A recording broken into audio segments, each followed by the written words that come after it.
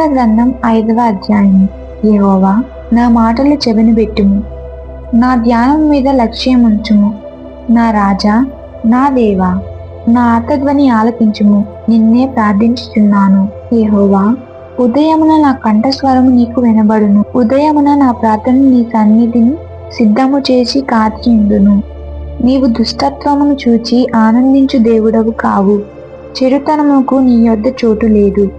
డాంబికులు నీ సన్నిధిని నిలువలేరు. పాపం చేయువారందరూ నీకు అసహ్యులు. అబద్ధమాడు వారిని నీవు నశించదువు.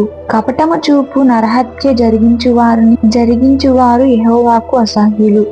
నేనైతే నీ కృపా సత్యమును బట్టి నీ మందిరములో ప్రవేశించదును.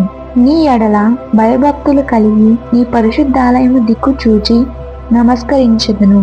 యెహోవా, నా కొరకు పొంచియున్న వారిని బట్టి నీ నిత్యానుసారముగా నన్ను నడిపింపుము. నీ మార్గమున నాకు స్పష్టంగా కనుపరచుము. వారి నోట యథార్థత లేదు. వారి అంతరంగము నాశనకరమైన గుంట.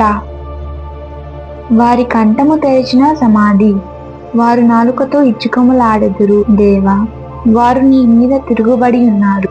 వారిని అపరాధులుగా తీర్చుము. వారు తమ ఆలోచనలో చిక్కుబడి కూలుదురుగాక. వారు చేసిన అనేక దోషములను బట్టి వారిని వెలివేయుము.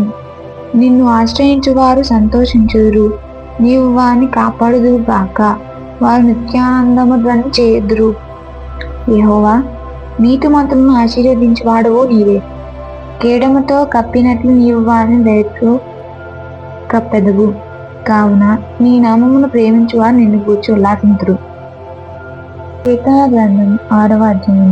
యెహోవా, నీ కోపము చేత నన్ను గద్దింపకుము. నీ ఉగ్రతతో నన్ను శిక్షింపకుము. యెహోవా, నేను కృషించి ఉన్నాను, నన్ను కరుణించుము.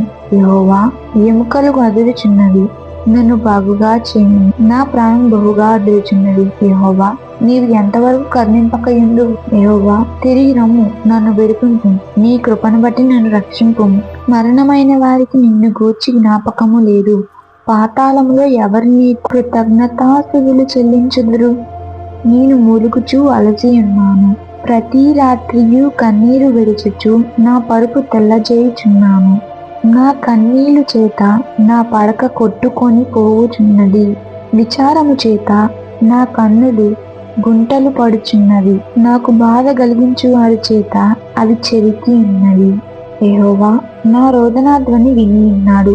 పాపము చేయువారులారా, మీరందరూ నా యొద్ద నుండి తొలగిపోవుడి. యెహోవా, నా విన్నపము ఆలకించి ఉన్నాడు.